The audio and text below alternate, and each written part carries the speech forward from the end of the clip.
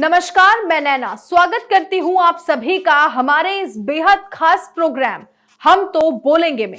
मैं जो मुद्दा आज लेकर आई हूं उसकी चर्चा तो पिछले 30 साल से हो रही है, पर आजकल इस मुद्दे की चर्चा एक फिल्म की वजह से तूल पकड़े हुए है। जी हां, द कश्मीर फाइल्स। हाल ही में आई एक ऐसी फिल्म जिसने कश्मीरी पंडितों के साथ हुए अन्याय, अत्याचार और दुराचार के सालों पुराने जख्मों को एक बार फिर जनता के जहन में हरा कर दिया है।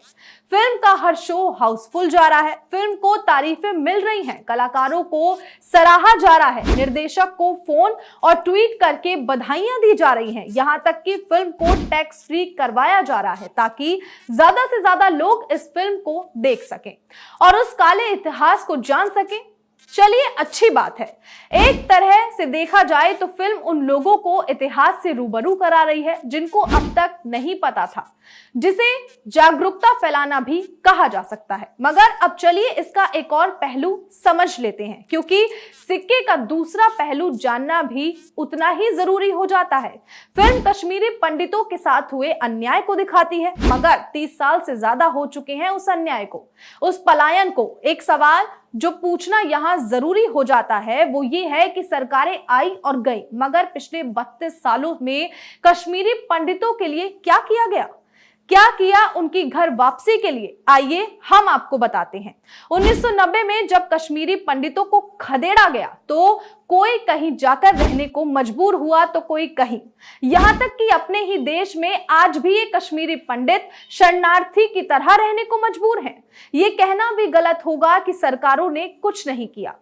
उस अमानवीय घटना के 18 साल बाद कांग्रेस सरकार जागी और कश्मीरी पंडितों के लिए निर्धारित बजट के तहत कई राहत योजनाओं को शुरू किया। मगर इन योजनाओं को रफ्तार मिली 2014 में, जब केंद्र में मोदी सरकार आई।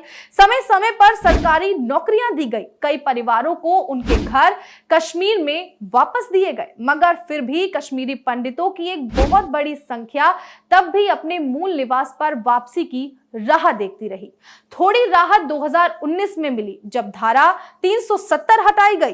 तब लगने लगा कि अब सभी कश्मीरी पंडितों को न्याय मिल जाएगा। मगर सवाल फिर वहीं आकर ठहर गया कि ये मुद्दा बाकी मुद्दों जितना जरूरी क्यों नहीं समझा गया।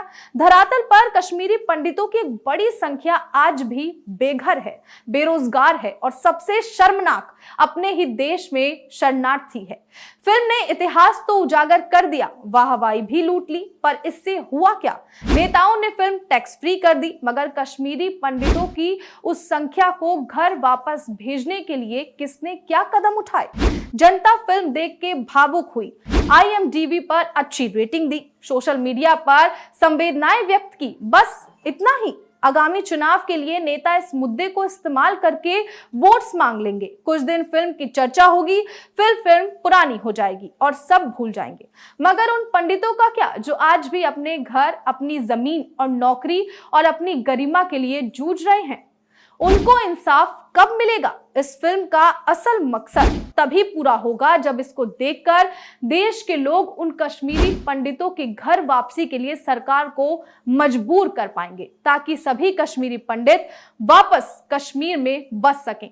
उसी सुरक्षा के भाव से, उसी भाईचारे के भाव से और उसी संपन्नता के भाव से। ऐसा ना हो कि ये फिल्म भी बाकी फिल्मों की तरह महज एक मनोरंजन का साधन बनकर पर्दे से उतर जाए।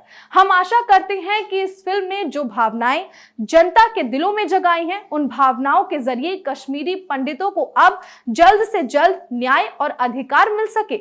आपकी क्या है इस पर राय? हमें कमेंट करके जरूर बताएं। जल्द मिलूंगी आपसे एक और ऐसे ही मुद्दे के साथ, क्योंकि कुछ भी हो हम तो बोलेंगे।